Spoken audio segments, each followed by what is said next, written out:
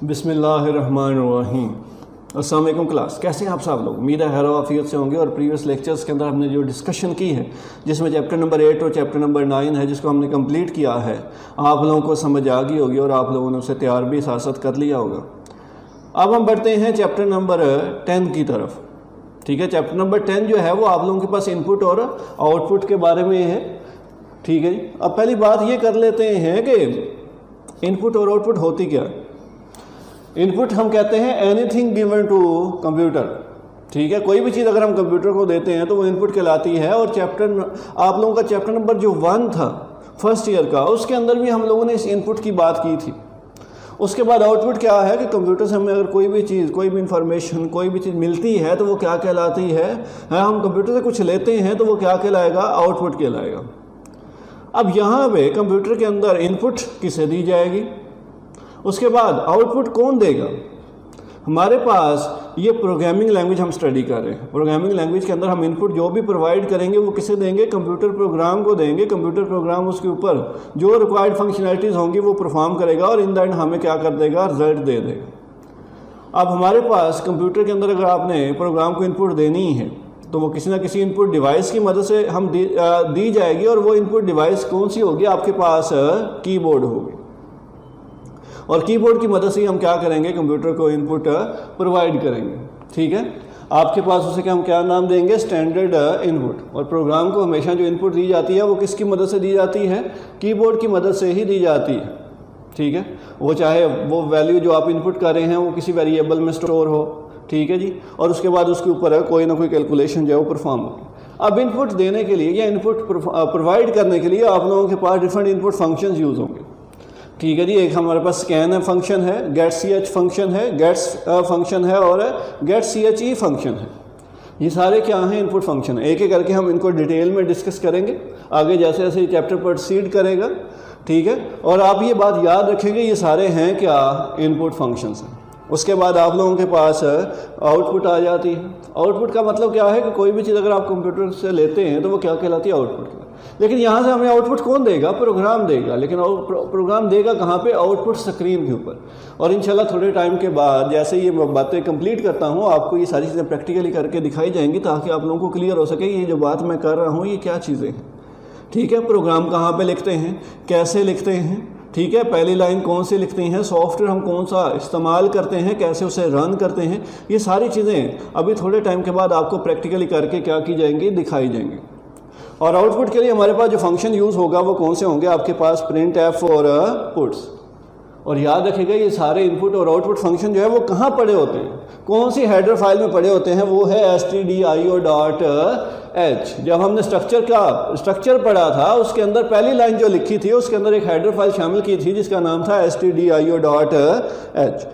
तो अभी तक हमने जो बात की है वो क्या है, input, anything given to computer. फिर हमने बात की स्टैंडर्ड इनपुट कि हम स्टैंडर्ड इनपुट जो है कंप्यूटर कैसे देते हैं, कीबोर्ड की मदद से। और इनपुट दी किसे जाएगी, प्रोग्राम को दी जाएगी। और किस इनपुट फंक्शंस की मदद से, वो स्कैन एफ, आपके पास गेट्स है, गेट ch और गेट ch है। फिर हमने आउटपुट की बात की कि जो हमें रिजल्ट मिलता है वो हमारे पास क्या कहलाता है, आउटपुट। या हम कंप्यूटर से कुछ लेते हैं लेकिन यहाँ पर हमें आउटपुट कौन देगा, प्रोग्राम देगा। लेकिन कहाँ पर, आउटपुट स्क्रीन के ऊपर। और हमारे पास जो आउटपुट स्क्रीन के ऊपर वैल्यूज़ वगैरह भेजने के लिए या कोई मैसेज भेजने के लिए जो हम आउटपुट फंक्शंस यूज़ करते हैं वो कौन कौन से हैं, प्रिंट एफ है और पुट्स हैं। और आज के लेक्चर में हम जिस एक फंक्शन को डिस्कस करने वाले हैं वो कौन सा है, प्रिंट एफ फंक्शन है। जैसे आपकी बुक में सीक्वेंस बना हुआ है उसी सीक्वेंस के साथ हम चलेंगे ताकि आप लोगों को कोई इशू पेश ना आए। ठीक है, आप सिंपली ये याद रखेंगे प्रिंट एफ एक आउटपुट फंक्शन है जिसकी मदद से आप वैल्यूज़ को, मैसेजेस को स्क्रीन के ऊपर क्या करते हैं, डिस्प्ले करवाते हैं। अब ये किस तरह से होगा, कैसे हम लिखेंगे, इसका सिंटैक्स क्या है, ठीक है, वो हम लोग प्रैक्टिकल करने के बाद चीज़ों को मज़ीद एवेलुएट करेंगे। चलते हैं जी प्रैक्टिकल की तरफ ताकि आप लोगों को ये चीज़ें जो है वो क्या हो सकें, समझ आ सकें कि प्रैक्टिकल काम कैसे किया जाता है, प्रिंट एफ फंक्शन कैसे काम करता है। जी बेटा, अभी हमने थ्योरेटिकल पोर्शन जो है बोर्ड के ऊपर डिस्कस किया। अब थोड़ा सा प्रैक्टिकल इम्प्लीमेंटेशन को देख लेते हैं। और प्रैक्टिकल इंप्लीमेंटेशन के लिए हमने जो सॉफ्टवेयर यूज करना है वो कौन सा है, टर्बो C+। ये नेट से इजीली अवेलेबल है और इसका सेटअप भी ज्यादा हैवी नहीं है, 4 से 5 MB का सेटअप है, आपको इजीली अवेलेबल है, मिल जाएगा, आप उसे इंस्टॉल कर सकते हैं। जब इंस्टॉल करेंगे, जैसे ये एक छोटी सेटअप की फाइल पड़ी हुई है, अगर आप देखें कितने MB का है, सिर्फ 3 MB का। उसके बाद आपके पास जैसे आप इसे इंस्टॉल करेंगे तो इंस्टॉल होने के बाद आप लोगों के पास जो आइकन आएगा वो कुछ इस तरह से आ जाएगा, ठीक है जी। और यह आप लोगों के पास कंपाइलर है, ट्रांसलेटर है, जिसके अंदर आप सोर्स कोड लिखेंगे और उसके बाद उसे ऑब्जेक्ट कोड में तब्दील करेंगे। अब हमारे पास यहां पे बात ये चल रही थी कि प्रिंटफ फंक्शन कैसे काम कर, ठीक है जी। तो आपके लिए आप सबसे पहले आपने इस सॉफ्टवेयर को जो है वो रन करना है, ठीक है। जब भी आपने प्रैक्टिकल इन चीजों को परफॉर्म करना है तो सॉफ्टवेयर को रन करने के लिए हम इसके ऊपर डबल क्लिक करते हैं और आप लोगों के पास जैसे ही रन होगा पहली स्क्रीन ये आप लोगों के पास आ जाएगी। अब ये जो फर्स्ट स्क्रीन हमारे सामने ओपन हुई है, इस स्क्रीन के ऊपर ये जो ब्लू एरिया आपको नजर आ रहा है ये एडिट विंडो है। यहाँ पे एरर लिस्ट वगैरह अगर कोई आती है तो वो यहाँ पे बनेगी, ठीक है, बिल्कुल डाउनवर्ड साइड पे। और ऊपर देखें यहाँ पे कुछ ऑप्शंस अवेलेबल हैं, फाइल का ऑप्शन अवेलेबल है, आप लोगों के पास एडिट का ऑप्शन अवेलेबल है, सर्च का ऑप्शन अवेलेबल है, रन का ऑप्शन, यानी कि मोर देन वन काम जो है वो एक ही जगह पे किए जा सकते हैं। इसलिए हमने शुरू में इसको नाम दिया था IDE, इंटीग्रेटेड डेवलपमेंट एनवायरनमेंट। अब यहाँ पे सबसे पहला काम क्या करना पड़ता है कि आप लोग लिखते कहाँ पे, ये जो ब्लू एरिया आपको नजर आ रहा है ना, यहाँ पे सारा प्रोग्राम उसकी लॉजिक लिखी जाती है। लेकिन हमेशा की तरह जो पहली लाइन लिखी जाएगी वो क्या लिखी जाएगी, जो आप लोगों के पास एक प्री प्रोसेसर डायरेक्टिव है जो हमने स्ट्रक्चर के अंदर डिस्कस की थी जब हम चैप्टर नंबर 8 की बात कर रहे थे, और वो क्या थी, #include stdio.h। और देखें किस में लिखा है, एंगल ब्रैकेट्स के अंदर। उसके बाद हम लोगों ने लिखा void main, ये वो पॉइंट है जहां से हमारा प्रोग्राम एग्जीक्यूट होना स्टार्ट होता है। और उसके बाद ये डेलीमीटर है, ये ओपनिंग ब्रेस है, ये क्लोजिंग ब्रेस है, कलेक्टिवली ये बॉडी कहलाती है। और उसके अंदर ये जो है ये स्टेटमेंट है जो प्रोग्राम की लॉजिक को इंप्लीमेंट करने के लिए यूज की जाएंगी। उस स्टेटमेंट को आप लोगों को पता है कि एंड किससे किया जाता है, सेमीकोलन से। लेकिन हमारा आज का टॉपिक ये है कि आप लोगों ने प्रिंटफ स्टेटमेंट का इस्तेमाल कैसे करना है, क्योंकि प्रिंटफ जो है एक फंक्शन है जो कि आउटपुट वगैरह के लिए, आउटपुट के लिए इस्तेमाल होता है। आउटपुट को आउटपुट स्क्रीन के ऊपर दिखाने के लिए हमारे पास इस्तेमाल किया जाता है। अब बात ये कर लेते हैं जी आउटपुट स्क्रीन किस तरह की नजर आती है। आप लोगों के पास यहाँ पे देखें ये मेन्यू में से हमने विंडो को सिलेक्ट किया और यहाँ पे ये आउटपुट है, और ये जो ब्लैक कलर की आपको स्क्रीन नजर आ रही है ये आउटपुट स्क्रीन है, ठीक है। इसी के ऊपर आपको कोई मैसेज या प्रोग्राम के रिजल्ट जो है वो नजर आएंगे। वो कोई मैसेज हो सकता है, कोई वैल्यू हो सकती है, या कोई भी इंफॉर्मेशन जो आप डिस्प्ले करवाना चाहें वो आपको यहाँ पे दिखाई देगी। लेकिन कब दिखाई देगी, जब आप प्रोग्राम को रन करेंगे।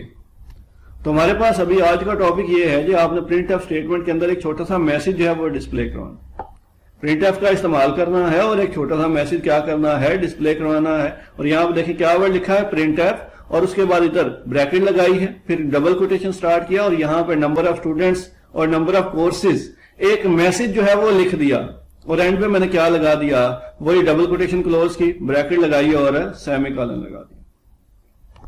अब यहां तक तो हम लोगों ने क्या कर दिया, सिंटेक्स के मुताबिक इसे लिख लिया। लेकिन अगर हम सिंटेक्स को फॉलो नहीं करते तो याद रखिएगा हमारे पास जो एरर आता है वो कौन सा होता है, सिंटेक्स एरर। तो हमारे पास अगर मैं सपोज इसको रिमूव करता हूं, ये मैंने सेमीकोलन रिमूव कर दिया, फिर मैं ऐसे क्या करता हूं, कंपाइल करता हूं। आप लोगों को पता है कि कोई भी कोड लिखना है तो उसे ट्रांसलेट जरूर करना है, और ट्रांसलेट करने के लिए हमारे पास कंपाइल का जो ऑप्शन है वो यूज किया जाएगा। लेकिन जैसे ही कंपाइल किया तो ये एक आउटपुट आपके पास आ रही है, एक आपके पास कंपाइलिंग का डायलॉग बॉक्स आ रहा है जिसके ऊपर वार्निंग जो है वो 0 आ रही है और एरर जो है वो 2 लिखे हुए आ रहे हैं। जैसे ही मैं बटन प्रेस करता हूं, ठीक है, आप कोई भी बटन प्रेस करेंगे तो आपका वो आप लोगों के सामने ये सेम ऐसा इंटरफेस आ जाएगा। तो यहां पे आप लोगों के पास देखें वो क्या आ रहा है, स्टेटमेंट मिसिंग। अब वो ये नहीं कह रहा स्टेटमेंट टर्मिनेटर इज मिसिंग, वो कह रहा है स्टेटमेंट मिसिंग। तो आपने गैस करना है कि अच्छा ये एरर किस वजह से हो सकता है। तो ये स्टेटमेंट मिसिंग है, कहां पे है, इस ब्रैकेट से ऊपर वाली लाइन के ऊपर, क्योंकि हमेशा हमारे पास ज्यादातर कंपाइलर जो है वो हमें एग्जैक्ट लाइन के ऊपर नहीं लेके जाता, वह उससे ऊपर वाली लाइन में एरर फाइंड कर देगा या उससे नीचे वाली लाइन। तो हमारे पास क्या है, स्टेटमेंट मिसिंग है, वो कह रहा है कंपाउंड स्टेटमेंट के साथ कुछ मसला हो गया है। तो हमारे पास क्या है, यहाँ पे मैं इसको चेक करता हूँ, अच्छा यहाँ पे सेमीकोलन नहीं लगाया था, तो मैं यहाँ पे क्या लगा देता हूँ, सेमीकोलन लगा देता हूँ, ताकि हमारे प्रोग्राम जो है वो क्या हो सके, क्लियर हो सके।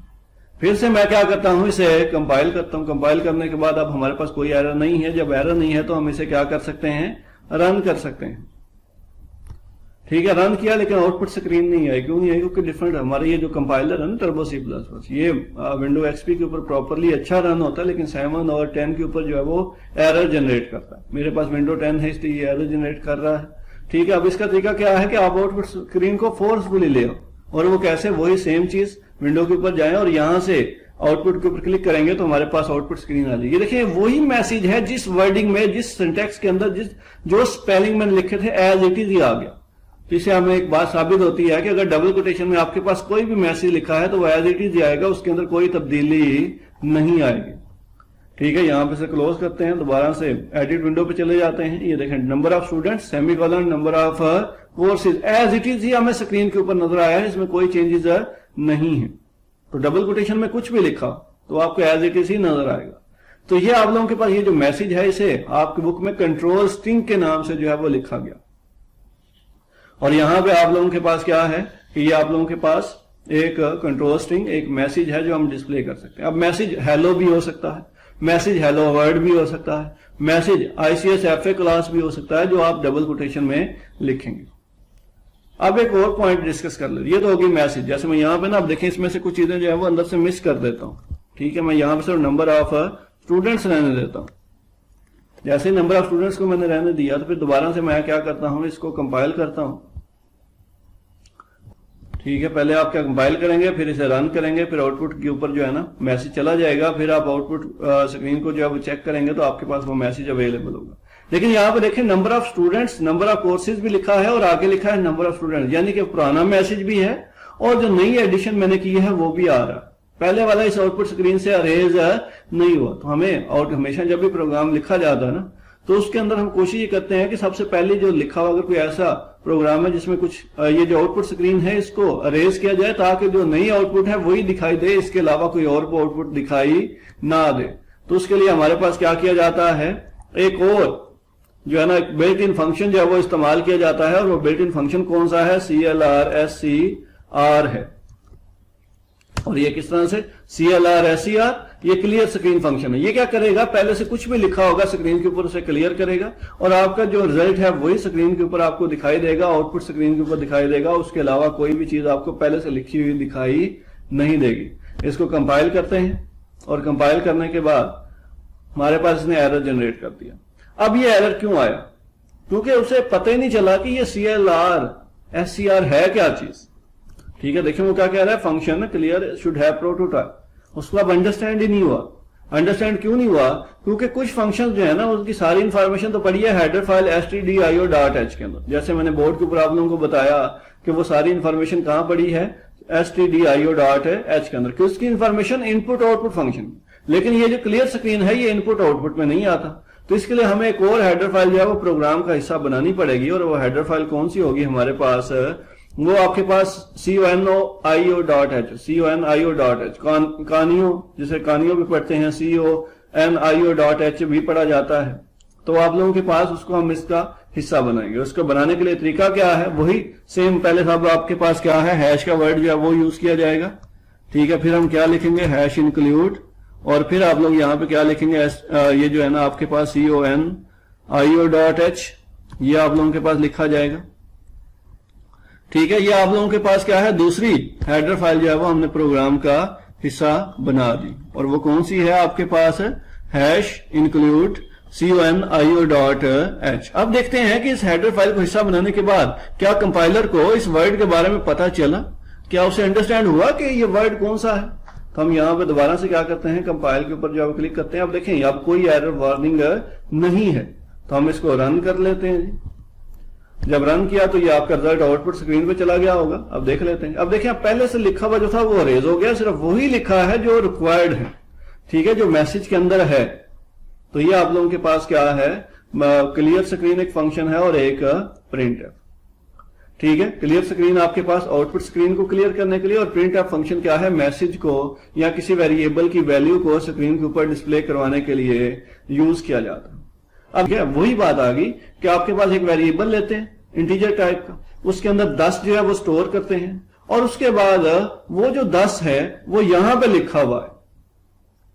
ठीक है, तो सबसे पहला काम हम ये करते हैं जी, एक वेरिएबल लेंगे, उसमें से 10 स्टोर करेंगे, पहले हम उसे आउटपुट स्क्रीन के ऊपर जो है वो डिस्प्ले करते हैं, और उसके बाद वैल्यू प्लस मैसेज दोनों को आउटपुट स्क्रीन के ऊपर जो है वो क्या करते हैं, डिस्प्ले करते हैं। तो हम लोग क्या करते हैं जी, यहाँ पे तो चेंजेस लेके आते हैं, स्ट्रक्चर वही है, देखिए उसके अंदर मैं कोई चेंज नहीं कर रहा।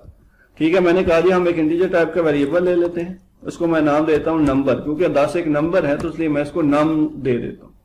ठीक है, एक इंटीजर टाइप का वेरिएबल, और ये जो मैंने लाइन लिखी है ये आप लोगों को पता है चैप्टर नंबर 9 में हमने वेरिएबल डिक्लेरेशन के नाम से पढ़ा था, जिसमें हम डेटा टाइप और नेम इंट्रोड्यूस करते थे। उसके बाद हम लोग इस नाम के अंदर क्या स्टोर कर देते हैं, हम इस नाम के अंदर सिंपली 10 स्टोर कर देते हैं। ठीक है, ये इनिशियलाइजेशन होगी, जिसके अंदर हमारे पास असाइनमेंट ऑपरेटर की मदद से हमने 10 को क्या कर दिया, स्टोर कर दिया। फिर हम प्रिंट एफ की मदद से, अब देखें ये प्रिंट एफ की मदद से अब यहां से प्रोग्राम में से ये जो वैल्यू है ये आउटपुट स्क्रीन पे अगर हमने भेजनी है तो उसके लिए हमारे पास क्या यूज होगा, प्रिंट एफ। तो यहां पे आप लोगों के पास ये डबल कोटेशन, और इसके अंदर हम लोग क्या लिखेंगे डबल कोटेशन लगाएंगे, और इधर हम लिखेंगे परसेंटेज और परसेंटेज डी। ठीक है, और उसके बाद फिर से डबल कोटेशन क्लोज, और यहां पे मैं क्या लिख दूंगा, वेरिएबल। ठीक है, ये आप लोगों के पास कंट्रोल स्ट्रिंग होगी और ये आर्गुमेंट लिस्ट होगी। आर्गुमेंट लिस्ट में कोई वेरिएबल हो सकता है, कोई कांस्टेंट हो सकता है, कोई भी चीज हो सकती है।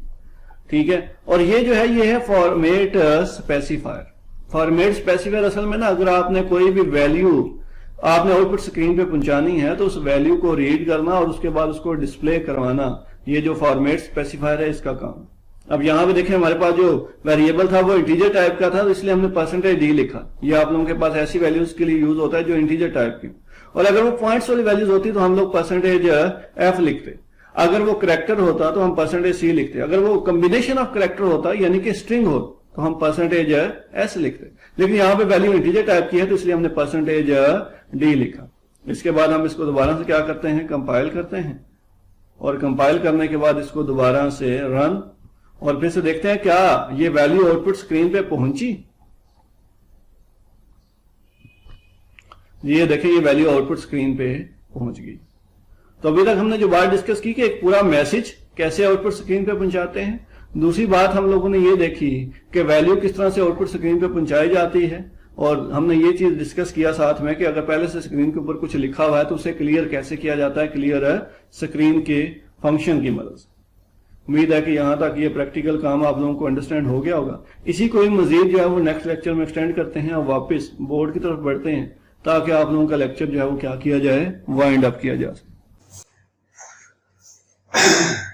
जी भाई, आप लोगों ने प्रैक्टिकल चीजों को देख लिया, उम्मीद है समझ आ गई होगी, और आप लोगों को अगर समझ नहीं आई तो आप कमेंट सेक्शन में पोस्ट कर सकते हैं, फिर डिस्कस कर सकते हैं। इंशाल्लाह ताला ये प्रिंट एफ आप लोगों के पास उसके अंदर जो फॉर्मेट स्पेसिफायर है, एस्केप सीक्वेंस है, with the passage of time हम आगे लेक्चर में इन्हीं को ही एक दो लेक्चर में डिस्कस करेंगे, ताकि आप लोगों का सिंटैक्स जो है ना, आप लोगों का कंसेप्ट क्लियर से क्लियर हो। ठीक है, अभी आप लोगों के सामने अगर आप लोगों को याद हो कि लास्ट टाइम मैं क्या कर रहा था कि आप लोगों के सामने एक प्रिंटफ स्टेटमेंट मैंने लिखी है, जिसके अंदर प्रिंटफ था, परसेंटेज डी था, और उसके बाद कोमा लगा के मैंने नाम लिखा था। इससे हुआ कि आपके वेरिएबल नाम जो है उसके अंदर कुछ वैल्यू पड़ी थी जो आउटपुट स्क्रीन पे चलेगी। ठीक है, और वो किसकी मदद से, आप लोगों के पास प्रिंटफ फंक्शन की मदद से। अब यहाँ पे ये जो है ये आप लोगों के पास क्या है, फॉर्मेट स्ट्रिंग है। ठीक है, ये क्या है, फॉर्मेट स्ट्रिंग, और इसे हम क्या कहेंगे, आर्गुमेंट लिस्ट। ये आपके पास एक वेरिएबल है, ये दो भी हो सकते हैं, ये तीन भी हो सकते हैं, ये कांस्टेंट भी हो सकता है। और यहाँ पे ये जो फॉर्मेट स्ट्रिंग है इसके अंदर, जैसे मैंने पहले प्रिंटफ लिखा जिसके अंदर सिंपली एक मैसेज था, तो कोई टेक्स्ट हो सकता है। ठीक है, वो आपके पास कोई फॉर्मेट स्पेसिफायर हो सकता है, और साथ में एस्केप सीक्वेंस भी हो सकता है, और इन तीनों को मिला के भी हो सकता है। ठीक है, with the passage of time हम इन्हीं चीजों को एक्सटेंड करेंगे। ठीक है, इंशाल्लाह कल के लेक्चर में हम लोग यही पॉइंट्स जो है वो डिस्कस करेंगे। ठीक है, कि फॉर्मेट स्पेसिफायर का इस्तेमाल, अगर एक से ज्यादा फॉर्मेट वैल्यूज को आपने डिस्प्ले करवाना है तो एक से ज्यादा फॉर्मेट स्पेसिफायर कैसे यूज होंगे। फिर हम लोग साथ में ये देखेंगे कि अगर आप लोगों ने एस्केप सीक्वेंस का इस्तेमाल करना है तो कैसे इस्तेमाल। तो अभी के लिए आप लोगों के पास कुछ शॉर्ट क्वेश्चंस हैं जो आप लोगों ने इसमें से तैयार करने हैं, और वो शॉर्ट क्वेश्चन कौन कौन से हैं। Define the term standard input and output, input और आउटपुट क्या होती है, और उसके बाद आप लोगों ने साथ में हमें एक शॉर्ट डिस्क्रिप्शन दे देनी है किसके, प्रिंटफ फंक्शन। सिंटैक्स के साथ के प्रिंटफ फंक्शन क्या होता है, और उसके बाद वो आप लोगों के पास इसका सिंटैक्स क्या है। और आप लोगों ने ये नाम जरूर याद कर लेना, ये जो फंक्शन, क्योंकि 2 से 3 दफा क्वेश्चन आया, list some functions for input, list some functions for output, तो ये आप लोगों का नाम याद हो तो ये आप लोगों के पास क्वेश्चन जो है वो क्या हो जाएगा, क्लियर हो जाएगा। उम्मीद है कि यहाँ तक बातें जो है समझ आ गई होंगी। आप लोग अगर नहीं समझे दोबारा से बोल रहा हूँ, ठीक है। आप लोगों के पास बेस्ट टीचर्स अवेलेबल है, एडी फिजाज साहब है, मैडम महविश है, ठीक है, जो आप लोगों को फुल एफर्ट के साथ समझा रहे हैं। मैं भी अपनी पूरी कोशिश कर रहा हूँ, ठीक हो गया। आप लोगों ने लाजमी इस चीज को स्टडी करना।